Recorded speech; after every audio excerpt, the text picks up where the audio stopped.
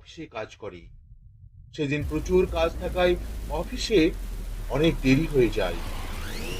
যখন অফিস থেকে বেরিয়ে আসি তখন রাত্রি ৮টা। এত রাত্রিতে বাড়ি ফিরতে হবে, আমার তো খুব ভয় লাগছে। থেকে বাড়ি ফিরতে হয় অর্জুন জঙ্গলের পাশ দিয়ে, কিন্তু কিছু করার তো নেই, বাড়ি তো ফিরতেই হবে। তাই স্কুটি নিয়ে বেরিয়ে পড়ে।